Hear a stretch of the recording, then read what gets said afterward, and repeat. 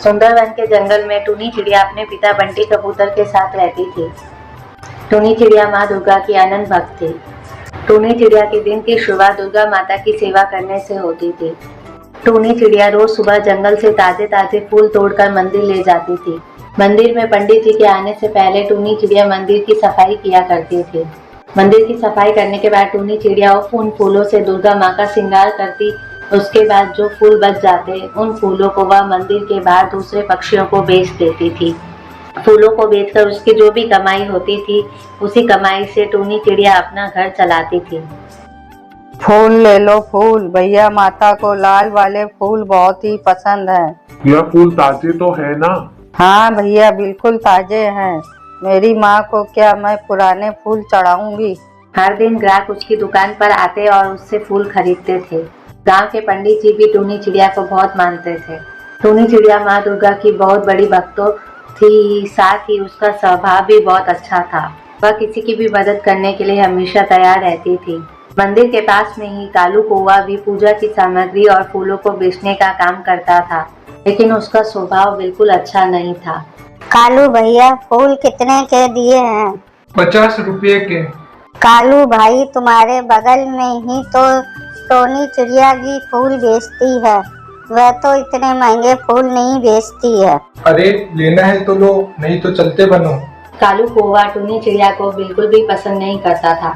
इन सब का सबसे बड़ा कारण यह था कि टूनी चिड़िया को जंगल के सभी पक्षी बहुत मानते थे और उसकी फूलों की दुकान भी बहुत अच्छी चलती थी। कालू कौवा अपनी दुकान पर पूजा का नकली सामान रखता था और ग्राहक को पुराने फूल बेच दिया करता था। जब टूनी चिड़िया को इस बात की खबर लगती है तो टूनी चिड़िया कालू कौवे की दुकान पर जाती है और कालू कौवे से बोलती है, कालू भैया आप अपनी दुकान पर पूजा का नकली सामान और बासी फूल मत रखिए, क्योंकि यह दुर्गा माँ की पूजा में इस्तेमाल होता है। तू अपने काम से काम रख टोनी, मेरे काम में दखल मत दे।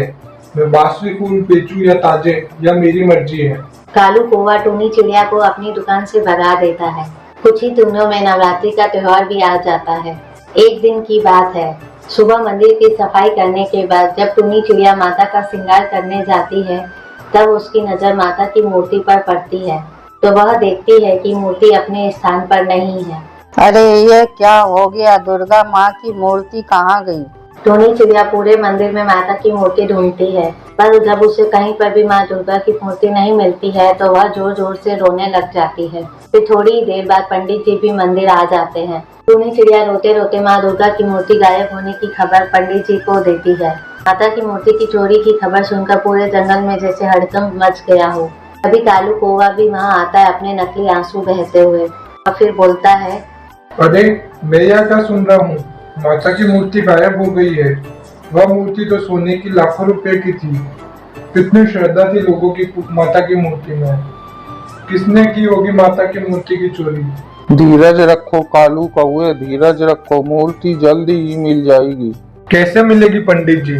मुझे तो लगता है पंडित जी इस चोरी में टोनी चिड़िया का ही हाथ है। वही तो आपसे पहले मंदिर में आती है। क्या पता उसने किसी लालच में आकर यह चोरी करी हो। कालू कौवे ये तुम कैसी बात कर रहे हो? टोनी चिड़िया को सारा गांव जानता है, वह दुर्गा माँ की बहुत बड़ी भक्त है, वह कभी भी ऐसा नहीं कर सकती। आप ऐसे कैसे बिना सबूत के किसी को भी निर्दोष कह सकते हो? पंडित जी आप इसी समय पुलिस को बुलाओ। पास में ही खड़ी टूनी चिड़िया अपनी आंखें बंद करके माता का ध्यान करने लगती है।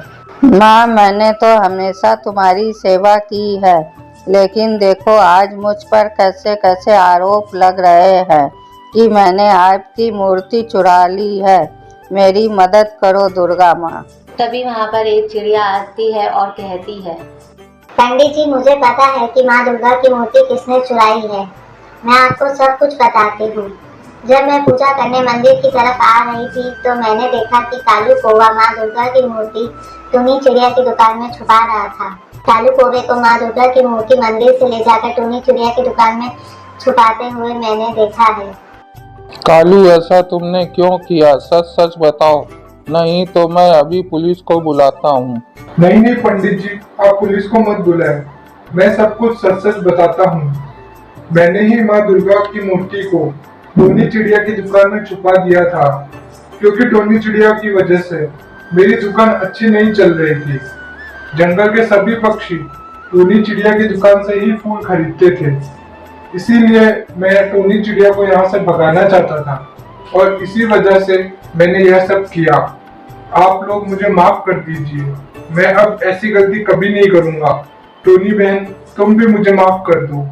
कालू कौवा जब सभी से माफी मांग रहा होता है, तभी अचानक से वह चिड़िया मंदिर से गायब हो जाती है, जिसने कालू कौवे के बारे में सारी सच्चाई बताई थी।